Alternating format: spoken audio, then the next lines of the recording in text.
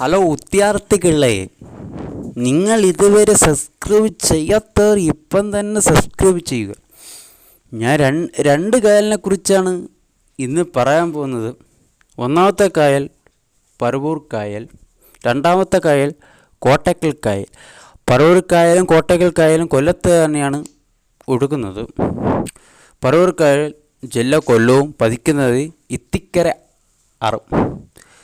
കോട്ടക്കൽ കായൽ ജില്ല കൊല്ലം തന്നെയാണ്. അപ്പം ഈ രണ്ട് കായലിനെ കുറിച്ച് വ്യക്തമായിട്ട് ചോദിച്ചു കഴിഞ്ഞാൽ ചിലപ്പോൾ ചോദിക്കും, പറവൂർ കായൽ സ്ഥിതി ചെയ്യുന്ന ജില്ല ഏതാണെന്ന് ചോദിച്ചാൽ കൊല്ലം. ഏത് നദിയിലാണ് പതിക്കുന്നതെന്ന് ചോദിച്ചാൽ ഇത്തിക്കര ആറാണ്. കോട്ടക്കൽ കായൽ സ്ഥിതി ചെയ്യുന്ന ജില്ല ഏതാണെന്ന് കൊല്ലം. ചിലപ്പോൾ തെറ്റിച്ചവരെ ചോദിക്കാൻ ചാൻസ് ഉണ്ട്. 10ാം ക്ലാസ് ലെവലിലുള്ള പരീക്ഷയായതുകൊണ്ട് പരീക്ഷ എഴുതുന്നവർക്ക് അത് അങ്ങനെയുള്ള ക്വസ്റ്റ്യൻസ് വരാനുള്ള ചാൻസും ഉണ്ട്. അത്